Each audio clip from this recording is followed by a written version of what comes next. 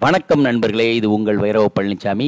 நம்ம இன்னைக்கு முக்கியமான ஒரு விஷயம் ஜிகேல கரண்ட் அஃபேர்ஸில் பார்க்க போகிறது பொருளாதார ஆய்வறிக்கையின் முக்கிய அம்சங்கள். அதாவது எக்கனாமிக் சர்வேயோட கீ லைட்ஸ் 2024-25 உள்ள கீ லைட்ஸ் நம்ம பார்க்க போகிறோம். கீ ஹைலைட்ஸ் பார்க்கலாம். இது ஒரு 26 பேஜஸ் இருக்குது. But will just run through it. கண்டிப்பாக எல்லா தேர்வுக்கும் உங்களுக்கு பயன்படும். கேளுங்க. ஓகே. மொத்த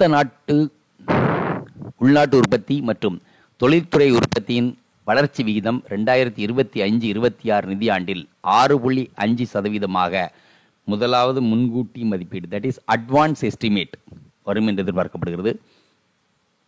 2025-26 நிதியாண்டின் நாட்டின் மொத்த உள்நாட்டு உற்பத்தியின் வளர்ச்சி விகிதம் 6.3%லிருந்து 6.8% இருக்கும். நடுத்தர கால வளர்ச்சி உத்வேகம் அளிக்கும் வகையில் தட்டுப்பாடுகளை குறைப்பது, சர்வதேச அளவிலான போட்டிகள் மற்றும் வாய்ப்புகளை அதிகரிக்க உதவுவதுடன் அடிப்படை கட்டமைப்பு விதிகளில் சீர்திருத்த நடவடிக்கைகளை மேற்கொள்வது வளர்ச்சிக்கு உத்வேகம் அளிப்பதாக இருக்கும். புவிசார் பொருளாதார இடைவெளிக்கு மாற்றாக சர்வதேச அளவில் பொருளாதார நடவடிக்கைகளை சீரமைப்பது மற்றும் மறுவரை செய்வது. சீர்திருத்த நடவடிக்கைகளில் கவனம் செலுத்துதல் மற்றும் வர்த்தக புரிதலை எளிதாக்குவது 2.0 போன்றவை மற்றும் சிறு மற்றும் நடுத்தர தொழில் நிறுவனங்களில் வளர்ச்சிக்கு வித்திடும். உள்கட்டமைப்பு வசதிகளை மேம்படுத்துவதற்கான நடவடிக்கைகளை தனியார் துறையின் பங்களிப்பு முக்கியத்துவம் வாய்ந்தது. 2021-24 நிதியாண்டு வரை தொடர்ந்து மேற்கொள்ளப்பட்ட முதலீடு செலவினங்களுக்கு மேம்பாட்டு நடவடிக்கைகள் மற்றும் பொது தேர்தலுக்கு பிந்தைய நடவடிக்கைகள் காரணமாக தொழில்நுட்பத்துறையின் வளர்ச்சி விகிதம் ஆண்டுதோறும் 8.2% உள்ளது. உள்கட்டமைப்பு துறையின் வளர்ச்சிக்கு மூலதன செலவுகளின் விகிதம் முக்கியத்துவம் வாய்ந்ததாக உள்ளது. 2020-2024 ஆண்டு வரை 38.8% வளர்ச்சி எட்டியுள்ளது. இந்திய ரிசர்வ் வங்கி மற்றும் சர்வதேச செலவாணி நிதியத்தின் திட்டங்கள் காரணமாக இந்தியாவில் நுகர்வோர் விலை பணவீக்க விகிதம் 2026 நிதியாண்டில் 4% என்ற இலக்குடன் வரையறை செய்யப்படும். 2024 நிதியாண்டில் 5.4% இருந்த சில்லறை பணவீக்கம் 2024 ஆண்டின் இறுதியில் 4.9% குறைந்துள்ளது. 5.4 இருந்தது, 4.9 குறைந்துள்ளது. கடனுக்கு நிலையான வட்டி விகிதத்துடன் வைப்பு தொகையின் அதிகரிப்பு காரணமாக வங்கி கடன் வளர்ச்சி விகிதம் அதிகரித்துள்ளது. வர்த்தக வங்கிகளில் மொத்த வாராக்கடன் விகிதம் கடந்த 12 ஆண்டுகளில் மிகவும் குறைந்த அளவாக 2.6% வாராக்கடன், that is non performing assets NPA எட்டியுள்ளது. திவால் நடைமுறை சட்டத்தின் கீழ் 2024 செப்டம்பர் மாதம் வரை 1068 தீர்வு முறை திட்டங்கள் மூலம் 3.6 லட்சம் கோடி ரூபாய் வசூல் செய்யப்பட்டுள்ளது. 2024 ஆண்டு டிசம்பர் மாதம் வரை பங்குகள் மற்றும் கடன் பத்திரங்கள் மூலம் 11.1 லட்சம் கோடி ரூபாய் முதலீடு திரட்டப்பட்டுள்ளது. இது கடந்த ஆண்டை காட்டிலும் 5% அதிகம் ஆகும். பங்குச்சந்தை முதலீடுகளில் மும்பை பங்குச்சந்தை 136% மொத்த உள்நாட்டு உற்பத்தி வீதத்துடன் சீனா 65% மற்றும் பிரேசில் 35% நாடுகளை காட்டிலும் அதிக உயர் வளர்ச்சியை பெற்றுள்ளது. 2025 ஆண்டு நிதியாண்டில் முதல் 9 மாதங்களில் நாட்டின் ஒட்டுமொத்த ஏற்றுமதி விகிதம் 6% வளர்ச்சியடைந்துள்ளது. சேவைகளுக்கான ஏற்றுமதி 11.6% வளர்ந்துள்ளது. வர்த்தகம் மற்றும் மேம்பாட்டிற்கான ஐநா மாநாட்டின் தீர்மானத்தின்படி தொலைத்தொடர்பு, கணனி, தகவல் சேவைகளின் ஆகியவற்றின் இந்தியா உலக அளவில் 2வது பெரிய ஏற்றுமதி நாடாக உருவெடுத்துள்ளது. நாட்டின் அந்நிய செலவாணி 640.3 பில்லியன் அமெரிக்க டாலராக உள்ளது. இது 10.9 ஏற்றுமதியுடன் 90% வெளிநாட்டு கடன்களை அடைப்பதற்கு போதிய அளவில் உள்ளது.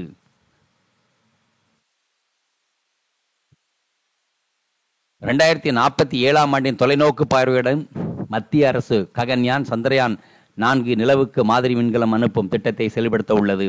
99% உள்நாட்டு உற்பத்தி காரணமாக நவீன மொபைல் சாதனங்களின் இறக்குமதி பெருவளவு சரிந்துள்ளது. பொருளாதார ஆய்வறிக்கை சர்வதேச அறிவுசார் சொத்துரிமை மற்றும் வெளியிட்டுள்ள 2022 ஆண்டிற்கான அறிவிக்கையின்படி சர்வதேச அளவில் உள்ள அறிவுசார் சொத்துரிமை நிறுவனங்களின் காப்புரிமைக்காக பதிவு செய்யப்பட்ட முதல் 10 நாடுகளில் 6வது நாடாக இந்தியா உள்ளது. சிறு குறு மற்றும் நடுத்தர தொழில் நிறுவனங்களின் முதலீட்டு பங்கு தொகை வழங்கும் வகையில் 50,000 கோடி ரூபாய் நிதியுடன் தற்சார்பு இந்தியா நிதியம் ஏற்படுத்தப்பட்டுள்ளது.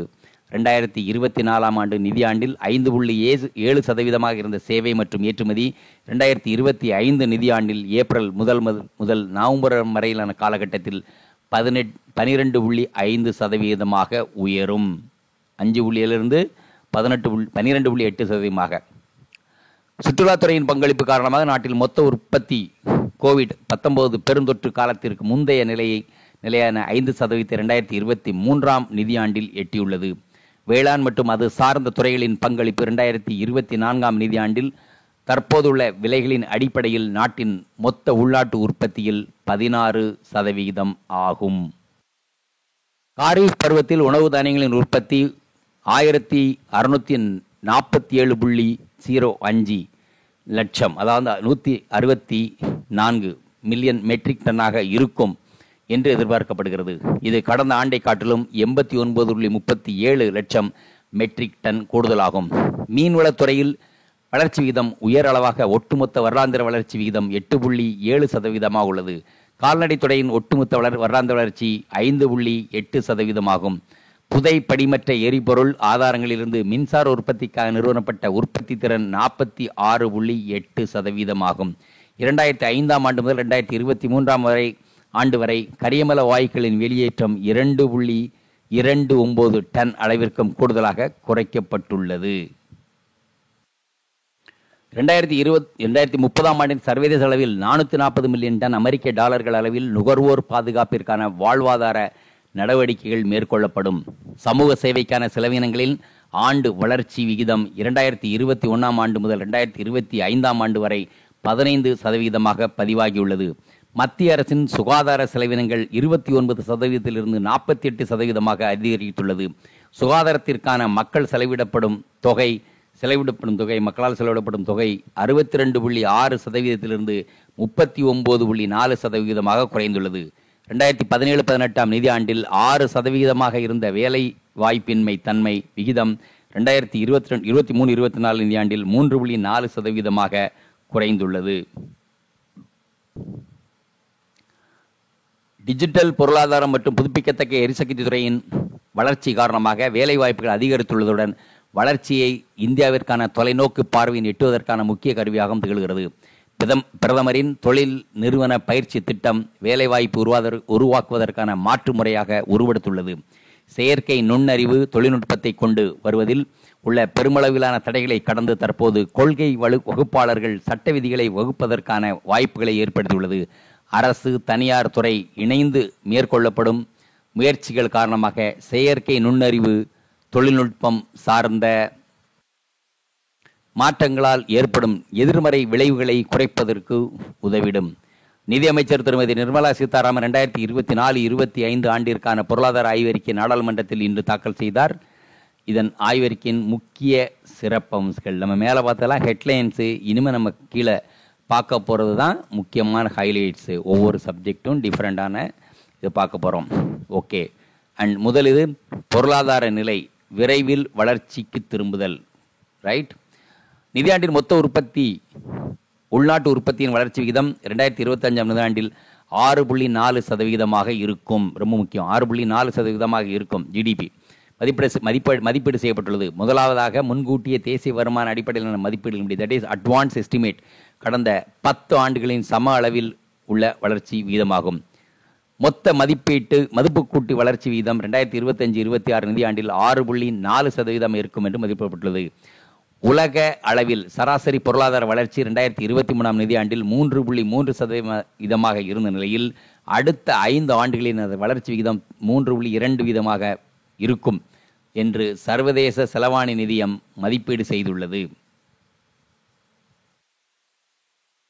மொத்த உள்நாட்டு வளர்ச்சி விகிதம் 2026 ஆண்டில் 6.3% முதல் 6.8% வரை இருக்கும் என்று எதிர்பார்க்கப்படுகிறது. இது வளர்ச்சி விகிதத்தில் ஏற்படும் ஏற்ற இறக்கங்களை கருத்தில் கொண்டு மதிப்பிடப்பட்டுள்ளது.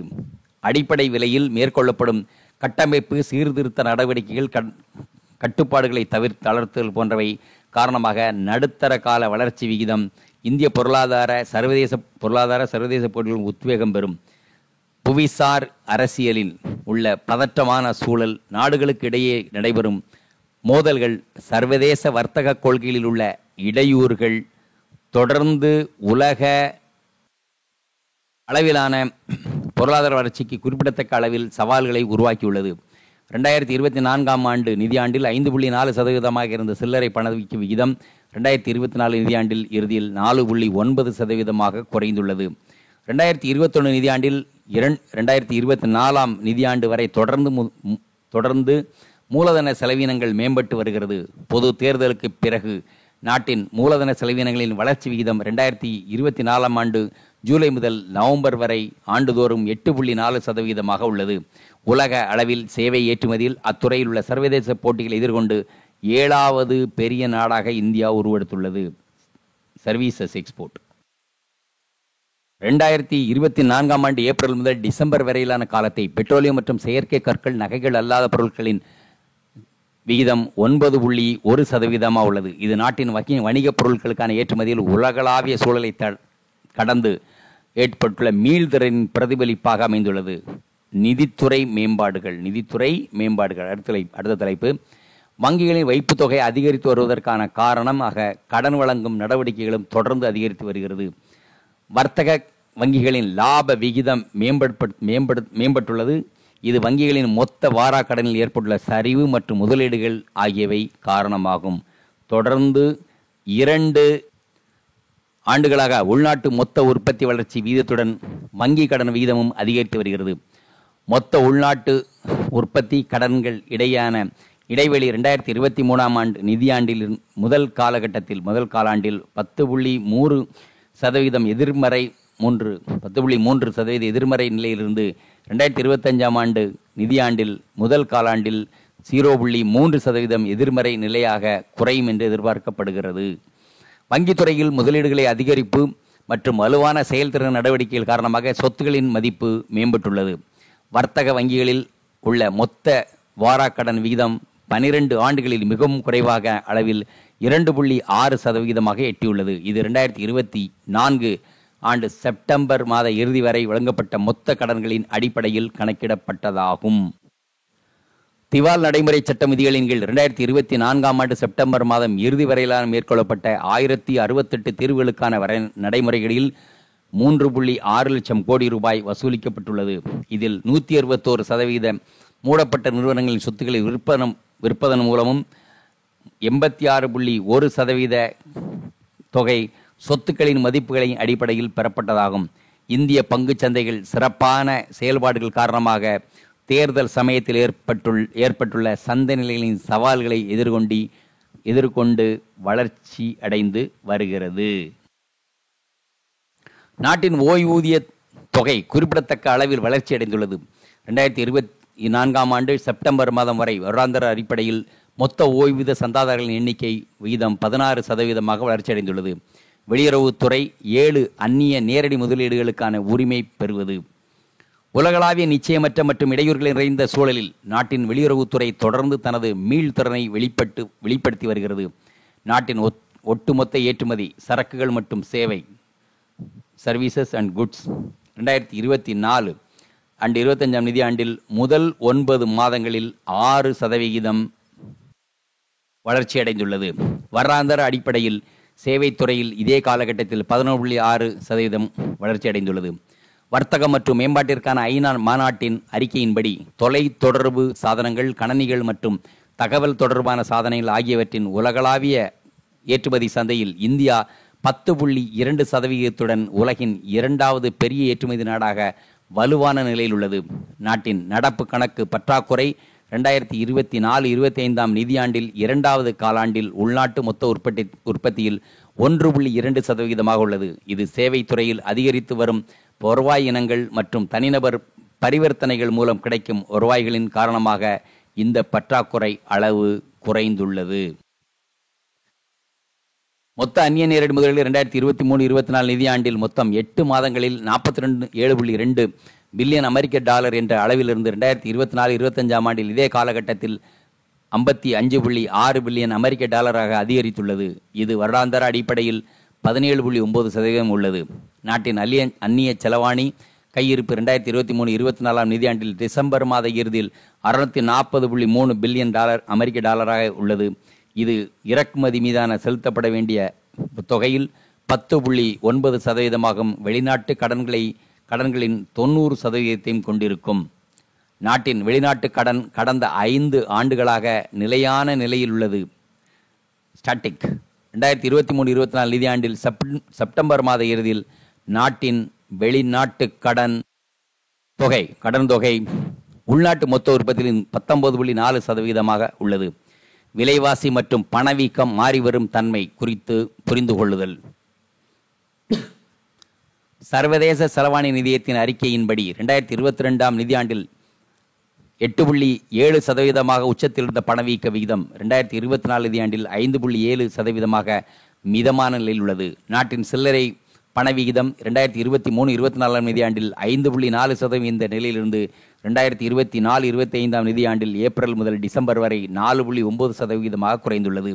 இந்திய ரிசர்வ் வங்கி மற்றும் சர்வதேச செலவாணி நிதியத்தின் செயல் திட்டங்கள் காரணமாக நாட்டின் நுகர்வோர் பண வீக்க விகிதம் 2025-26 நிதியாண்டில் 4% குறைக்க இலக்கு நிர்ணயிக்கப்பட்டுள்ளது.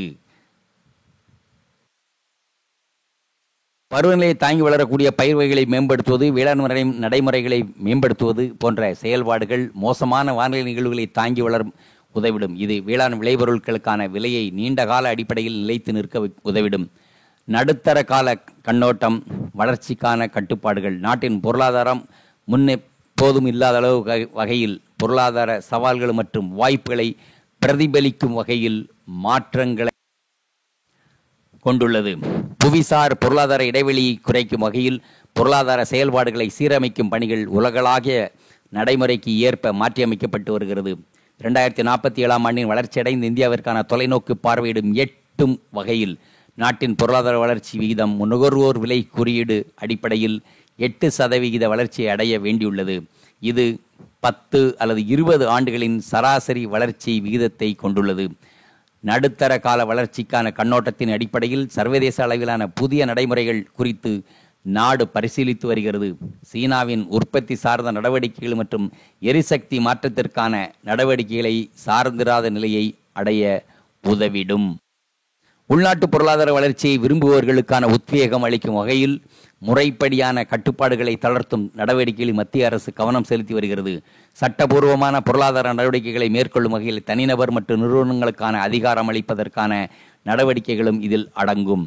தனிநபர்களுக்கான பொருளாதார சுதந்திரம் அளிக்கும் நடவடிக்கைகளின் மேம்பாடு அல்லது முறைப்படியான கட்டுப்பாடுகள் தளர்த்தும் நடவடிக்கையில் சிறு வர்த்தகர்களுக்கான அதிமுக்கியத்துவம் வாய்ந்த கொள்கைகளை வகுப்பதில் முன்னுரிமை வழங்கப்பட்டு பொருளாதார வளர்ச்சிக்கு உத்வேகம் அளிக்கப்படும்.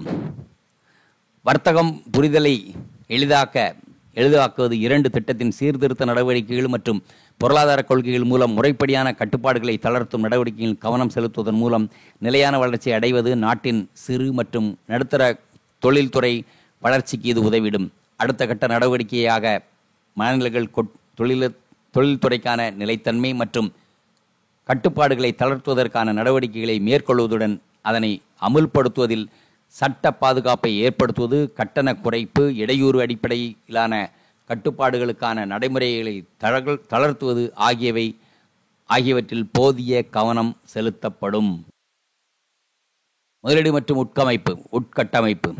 நாட்டின் உள்கட்டமைப்பு வசதிகளை மேம்படுத்துவதற்கான பொது செலவினங்களை அதிகரிப்பதிலும் ஆதார வளங்களை கொண்டு சேர்ப்பதிலும் அனுமதி வழங்குவதை விரைவுபடுத்துவதிலும் மத்திய அரசு கடந்த 5 ஆண்டுகளாக கவனம் செலுத்தி வருகிறது. மத்திய அரசின் முக்கிய துறைகளில் உட்கட்டமைப்புகளை செலவினங்களின் வளர்ச்சி விகிதம் 2019-20 நிதியாண்டிலிருந்து 2023-24 வரை 38.8% உள்ளது.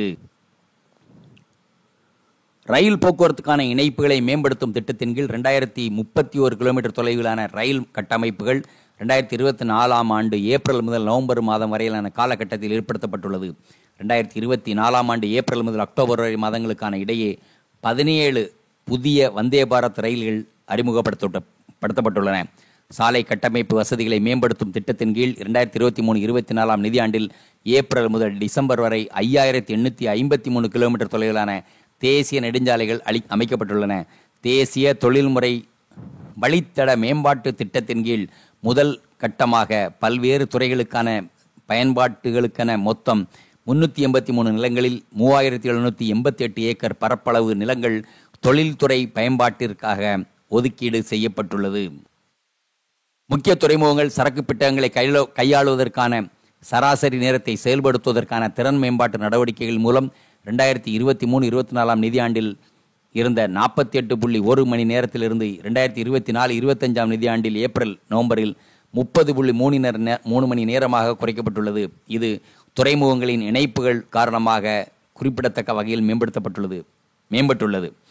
2024 ஆண்டு டிசம்பர் மாதத்தில் சூரிய ஒளி மற்றும் காற்றாலை மின் உற்பத்திற்கான புதுப்பிக்கத்தக்க எரிசக்தி ஆண்டுதோறும் 15.8% அதிகரித்து வருகிறது. நாட்டின் புதுப்பிக்கத்தக்க எரிசக்தி உற்பத்தி நிறுவனத்தின் மொத்த பங்களிப்பு தற்போது 47% உள்ளது. ரொம்ப ரொம்ப முக்கியம். நாட்டின் இது நான் எனர்ஜி, ரினியூவபிள் எனர்ஜி எவ்வளோ இருக்கு? இப்போ 47% இருக்கு நிறுவல். தட் இஸ் இன்ஸ்டால் கெப்பாசிட்டியில் 47% இருக்கிறது. மத்திய அரசின் திட்டங்களான தீன்தயாள் உபாத்தியாய கிராமப்புற மின் விநியோக திட்டம், சௌபாக்கிய திட்டம் போன்றவை கிராமங்களில் மின்சார வசதியை மேம்படுத்தியுள்ளன. மொத்தம் 18,374 கிராமங்களில் உள்ள 2.9 கோடி வீடுகளுக்கு மின்சார வசதி ஏற்படுத்தப்பட்டுள்ளது. அனைத்து மாநிலங்கள் மற்றும் யூனியன் பிரதேசங்களில் 2023-2024 ஆண்டு அக்டோபர் மாதம் வரை மத்திய அரசின் டிஜிட்டல் நடைமுறைகளுக்கான முன்னேற்றம் கண்டு வருகிறது. குறிப்பாக 5ஆம் தலைமுறை சேவைகளுக்கான நடைமுறைகள் வெளியிடப்பட்டுள்ளது. ஒருங்கிணைந்த சேவை நடைமுறை நிதியத்தின் தற்போது டிஜிட்டல் பாரத் நிதியம் கீழ் தொலைதூர பகுதிகளில் 4ஆம் தலைமுறை மொபைல் சேவை வழங்குவதற்கான முயற்சிகள் மேற்கொள்ளப்பட்டு வருகிறது. 2024 ஆண்டு டிசம்பர் மாதம் வரை 10,700க்கும் அதிகமான கிராமங்களில் இந்த சேவை தொடங்கப்பட்டுள்ளது. ஜல் ஜீவன் இயக்கத்தின் கீழ் 12 கோடிக்கும் கூடுதலான குடும்பங்களுக்கு குழாய் மூலம் பாதுகாப்பான குடிநீர் வழங்கும் திட்டம் செயல்படுத்தப்பட்டுள்ளது.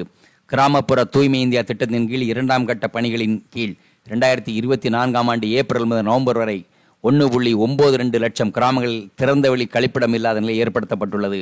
மாதிரி கிராமங்கள் வரிசையில் மொத்தம் 3.64 லட்சம் கிராமங்களுக்கு திறந்தவெளி கழிப்பிட வசதி இல்லாத நிலை ஏற்படுத்தப்பட்டுள்ளது. பிரதமரின் வீட்டு வசதி திட்டத்தின் கீழ் நகர்ப்புற பகுதிகளில் 89 லட்சத்துக்கும் கூடுதலான வீடுகள் கட்டி முடிக்கப்பட்டுள்ளன. நகர்ப்புற போக்குவரத்து கட்டமைப்பு வசதிகளின் விரிவாக்க நடவடிக்கையின் கீழ் மெட்ரோ ரயில் போக்குவரத்து வசதிகளுடன் அதிவிரைவு ரயில் சேவைகள் செயல்பாட்டில் உள்ளது. அதில் 29 நகரங்களில் கட்டுமான நிலையில் உள்ளது. இதில் மொத்தம் 1000 கிலோமீட்டருக்கும் கூடுதலான தொலைவிற்கு அமைக்கப்பட்டுள்ளது. வீட்டு வசதி ஒழுங்குமுறை மற்றும் மேம்பாடு சட்டம் 2016 படி கட்டுமான துறையில் ஒழுங்குமுறை மற்றும் வெளிப்படைத்தன்மையை உறுதி செய்யும் வகையில் 2025 ஆண்டு ஜனவரி மாதத்தில் 1.38 லட்சத்திற்கும் கூடுதலான பதிவு செய்யப்பட்ட கட்டுமான திட்டங்களுக்கான இணைக்க நடைமுறைகள் குறித்த சிக்கல்களுக்கு தீர்வு காணப்பட்டுள்ளது. தற்போது இந்தியாவில் 56 விண்வெளி சொத்துகள் செயல்பாட்டில் உள்ளன.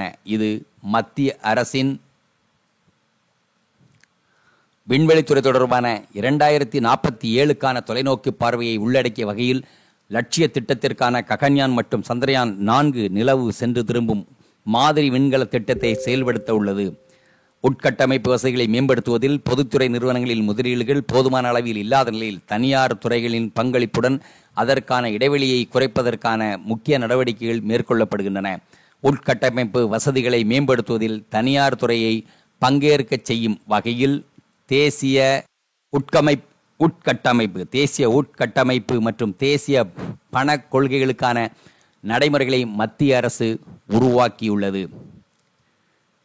தொழில்துறை அனைத்து வர்த்தக சீரமைப்பு நடவடிக்கைகள் 2024-25 நிதியாண்டில் முதல் முன்கூட்டிய மதிப்பீடு அட்வான்ஸ் எஸ்டிமேட் படி தொழில்துறையின் வளர்ச்சி 6.2% இருக்கும் என்று எதிர்பார்க்கப்படுகிறது. மின்சாரம் மற்றும் கட்டுமானத்துறையின் வளர்ச்சி விரைவுபடுத்துவதற்கான மூலம் இந்த இலக்கை எட்ட முடியும். சவிளித்துறையில் திறன் மேம்பாட்டை மேம்படுத்துவதற்கான சமர்த் உத்யோக் மையங்கள் நிறுவப்பட்டு நவீன உற்பத்தி மூலம் தொழில்துறை 4.0 திட்டத்தை ஊக்குவிப்பதற்கான நடவடிக்கைகளை மத்திய அரசு மேற்கொண்டு வருகிறது. 2024 நிதியாண்டில் நாட்டின் உள்நாட்டு வாகன விற்பனை 12.5% வளர்ச்சி அடைந்துள்ளது. மின் சாதனங்களுக்கான உள்நாட்டு உற்பத்தி ஒட்டுமொத்த ஆண்டு வளர்ச்சி விகிதம் 2015 முதல் 2024 நிதியாண்டு வரை 17.5% வளர்ச்சி அடைந்துள்ளது. 99% நவீன கைபேசி சாதனங்கள் உள்நாட்டிலேயே உற்பத்தி செய்யப்படுகிறது. இதன் மூலம் நாட்டின் இறக்குமதி சார்ந்த நிலை வெகுவாக குறைக்கப்பட்டுள்ளது. 2024 ஆண்டு மொத்த மருந்துகள் விற்பனை 4.17 லட்சம் கோடியாக உள்ளது. இது கடந்த 5 ஆண்டுகளின் சராசரியாக 10.1% வளர்ச்சியை பெற்றுள்ளது. உலக அறிவுசார் சொத்துரிமை நிறுவனம் வெளியிட்டுள்ள 2022 ஆண்டின் அறிக்கையின்படி காப்புரிமை தொடர்பாக விண்ணப்பித்த 10 அலுவலகங்களில் இந்தியா 6வது இடத்தில் உள்ளது. சிறு குறு மற்றும் நடுத்தர தொழில்துறையின் அதிகரித்து வரும் வளர்ச்சி நாட்டின் பொருளாதாரத்தின் பெரும் பங்கு வகிக்கிறது. குறு சிறு மற்றும் நடுத்தர தொழில் நிறுவனங்களுக்கு மூலதன பங்கு நிதி வழங்குவதற்கான மத்திய அரசு தற்சார்பு இந்தியா நிதியத்தை 50,000 கோடி முதலீட்டுடன் தொடங்கியுள்ளது. நாடு முழுவதும் சிறு குறு தொழில்கள் நிறுவனங்களின் தொகுப்பு மேம்பாட்டு திட்டத்தின் கீழ் மேற்படுவதற்கான நடவடிக்கைகளை மத்திய அரசு அமல்படுத்தி உள்ளது. சேவைகள் துறை புதிய சவால்கள். மொத்த கூட்டு மதிப்பில் சேவைகள் துறையின் பங்களிப்பு 2014 ஆண்டு நிதியாண்டில் 50.6%இலிருந்து 2025 நிதியாண்டில் முதலாவது முன்கூட்டிய மதிப்பீடுகளில் தட் இஸ் அட்வான்ஸ் எஸ்டிமேட் 55.3% வளர்ச்சியடைந்துள்ளது. சேவைத்துறை சராசரியாக 8% உள்ளது வளர்ச்சி விகிதம். இது பெருந்தொற்றுக்கு முந்தைய ஆண்டுகளில் 2013 முதல் 20 வரை நிதியாண்டு வரை இருந்த வளர்ச்சி விகிதத்தை எட்டியுள்ளது. பெருந்தொற்றுக்கு பிந்தைய காலகட்டங்களில் 2023 ஆண்டு முதல் 2025 நிதியாண்டு வரை வளர்ச்சி விகிதம் 8.3% உள்ளது. 3% உள்ளது. 2023 நிதியாண்டில் உலக அளவில் சேவைகள் ஏற்றுமதி 4.3% பங்களிப்புடன் இந்தியா சர்வதேச அளவில் 7ஆம் இடத்தில் உள்ளது. நாட்டின் சேவைகள் ஏற்றுமதி விகிதம் 2024 ஆண்டு 5.4% இருந்த நிலையில் 2025 ஆண்டில் ஏப்ரல் முதல் நவம்பர் முதல் 12.8% வளர்ச்சி அடைந்துள்ளது. கடந்த 10 ஆண்டுகளில் 2013 முதல் 2023 நிதியாண்டு வரை நாட்டில் தகவல் மற்றும் கணனி தொடர்பான சேவைகளில் வளர்ச்சி விகிதம் 12.8% கூடுதலாக உள்ளது. இது மொத்த மதிப்பு கூட்டு விகிதமான 6.3%இலிருந்து 10.9% அதிகரித்துள்ளது. 2024 ஆண்டு நிதியாண்டில் இந்திய ரயில்வே பயணியர் போக்குவரத்தில் 8% வளர்ச்சியை பதிவு செய்துள்ளது. 2024 நிதியாண்டில் சரக்கு போக்குவரத்து மூலம் ஈட்டப்பட்ட வருவாய் 5.2% அதிகரித்துள்ளது. சுற்றுலாத்துறையின் பங்களிப்பாக மொத்த உள்நாட்டு உற்பத்தியில் பெருந்தொற்றுக்கு பிந்தைய நிலையான 5% வளர்ச்சி 2023 நிதியாண்டில் பதிவாகியுள்ளது. வேளாண்மை மற்றும் உணவு மேலாண்மை துறையின் எதிர்கால செயல்பாடுகள். வேளாண் மற்றும் அது சார்ந்த துறையின் பங்களிப்பு 2024 ஆண்டு நிதியாண்டுக்கான உள்நாட்டு உற்பத்தியில் தற்போதைய வேலைக்கான அடிப்படையில் தோராயமாக 16% உள்ளது. நாட்டின் ஒட்டுமொத்த வேளாண் உற்பத்தி உயர் மதிப்பு வாய்ந்த துறைகளான தோட்டக்கலை, கால்நடை மற்றும் மீன் வளர்ப்பு முக்கிய ஊக்கியாக உள்ளது. 2024 ஆண்டிற்கான காரிஃப் பருவத்தின் உணவு தானியங்களின் உற்பத்தி 1647.05 லட்சம் மெட்ரிக் டன் அளவை எட்டும் என்று எதிர்பார்க்கப்படுகிறது. இது கடந்த ஆண்டை காட்டிலும் 89.37 லட்சம் மெட்ரிக் டன் கூடுதலாகும். 2024 நிதியாண்டிற்கான துவரம் பருப்பு மற்றும் சோளத்திற்கான குறைந்தபட்ச ஆதரவு விலை முறையே 59% மற்றும் 77% அதிகரிக்கப்பட்டுள்ளது. இது உற்பத்திக்கான கூட்டு சராசரி செலவின தொகையில் அடிப்படையில் கணக்கிடப்பட்டுள்ளது. மீன்வளத்துறை வளர்ச்சி உயர் அளவாக ஒட்டுமொத்த ஆண்டு வளர்ச்சியில் 8.7% உள்ளது. கால்நடைகளின் ஒட்டுமொத்த வளர்ச்சி வருடாந்திர வளர்ச்சி 8% உள்ளது. தேசிய உணவு பாதுகாப்பு சட்டம் 2013 மற்றும் பிரதமரின் ஏழைகளுக்கான இலவச உணவு திட்டம் ஆகியவற்றின் கீழ் உணவு பாதுகாப்பு தொடர்பான அணுகுமுறையில் அடிப்படை மாற்றம் ஏற்பட்டுள்ளதை குறிக்கிறது. பிரதமரின் ஏழைகள் நலனுக்காக உணவு தானியம் வழங்கும் திட்டத்தின் கீழ் வழங்கப்படும் இலவச உணவு தானியங்களுக்கு ஒதுக்கீடு மேலும் 5 ஆண்டுகளுக்கு நீட்டிக்கப்பட்டுள்ளது. இது மத்திய அரசின் உணவு மற்றும் ஊட்டச்சத்து பாதுகாப்பு தொடர்பான நீண்டகால உறுதிப்பாட்டை பிரதிபலிப்பாக உள்ளது. அக்டோபர் மாதம் 31 அன்று வரை 11 கோடிக்கும் கூடுதலான பிரதமரின் கிசான் திட்டத்தின் கீழ் பயனடைந்துள்ளனர். பிரதமரின் விவசாயிகளுக்கான ஓய்வூதிய திட்டத்தின் கீழ் 23.61 லட்சம் விவசாயிகள் பதிவு செய்துள்ளனர். பருவநிலை சுற்றுச்சூழல் தொடர்பான விஷயங்கள் 2047 ஆண்டுக்குள் வளர்ந்த நாடு என்ற நிலையை அடைய வேண்டும் என்ற இந்தியாவின் லட்சியம் அனைவரையும் உள்ளடக்கிய நீடித்த வளர்ச்சி என்ற தொலைநோக்கு பார்வையில் உள்ளது. இந்தியா புதைப்படிவ எரிபொருள் அல்லாத மூலங்களிலிருந்து 2,13,701 மெகாவாட் மின்சார உற்பத்தியை நிறுவியுள்ளது. இது 2024 நவம்பர் மாதம் 30ஆம் தேதி நிலவரப்படி 46.8% ஆகும். இந்திய கணக்கெடுப்பின்படி 2024 படி 2005-2024 ஆண்டுக்கான இடைவெளியில் 2.29 பில்லியன் கார்பன் வெளியேற்றம் குறைக்கப்பட்டுள்ளது. இந்தியா தலைமையிலான உலகளாவிய இயக்கமான சுற்றுச்சூழலுக்கு ஏற்ற வாழ்க்கை என்ற முறை லைஃப் இயக்கம் நிலைத்தன்மையுடைய முயற்சிகளை மேம்படுத்துவதை நோக்கமாக கொண்டுள்ளது. 2030ஆம் ஆண்டு அளவில் சுற்றுச்சூழலுக்கு ஏற்ற வாழ்க்கை முறை நடவடிக்கைகளால் நுகர்வு மற்றும் குறைந்து உலகளவு நுகர்வோர் சுமார் 440 மில்லியன் அமெரிக்க டாலர்களை சேமிக்க முடியும் என்று மதிப்பிடப்பட்டுள்ளது. அடுத்தது சமூகத்துறை அதிகாரமளித்தலை விரிவுபடுத்துதல். அரசின் சமூக சேவைகள் செலவினம் மத்திய மாநிலங்கள் இணைந்து 2021ஆம் ஆண்டு நிதியாண்டு முதல் 2025 நிதியாண்டு வரை 15% ஆண்டு வளர்ச்சி வீதத்தில் அதிகரித்துள்ளது. நுகர்வு செலவினங்களில் சமத்துவமின்மை அளவீடு குறைந்து வருகிறது. கிராமங்களிலிருந்து 2022-23 0.266 இருந்த நிலையில் 2023-24 0.237 நகர்ப்புறங்களில் 2022-23 0.314 இருந்த நிலையில் 2023-24 0.284 குறைந்துள்ளது. அரசின் பல்வேறு நிதிக் கொள்கைகள் மக்களின் வருமானத்தை அதிகரிக்க உதவுகிறது.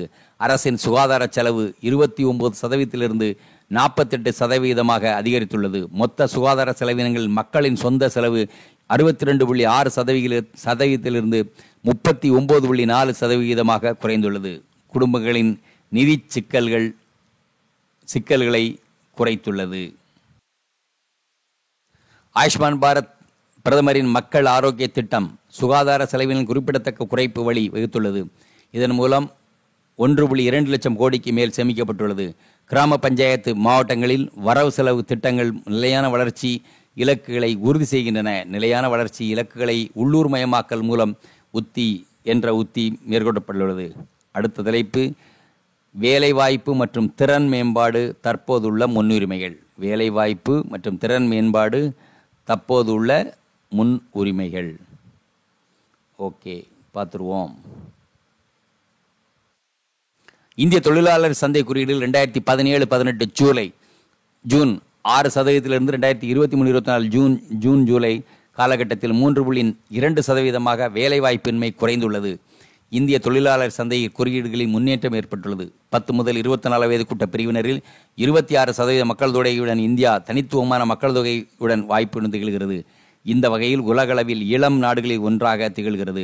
மகளிர் தொழில் முனைவை பூர்த்தி செய்யும் வகையில் கடனுதவி, சந்தை ஆதரவு, திறன் மேம்பாடு ஆகியவற்றிற்கு எளிதான அணுகுதல் மற்றும் மகளிர் புத்தொழில் நிறுவனங்களுக்கு ஆதரவு உட்பட பல்வேறு முன்முயற்சிகளை அரசு தொடங்கியுள்ளது. வளர்ச்சியடைந்த இந்தியா எனும் தொலைநோக்கி எட்டுவதற்கு ஏற்ற வகையில் வளர்ந்து வரும் டிஜிட்டல் பொருளாதாரம் மற்றும் புதுப்பிக்கத்தக்க எரிசக்தி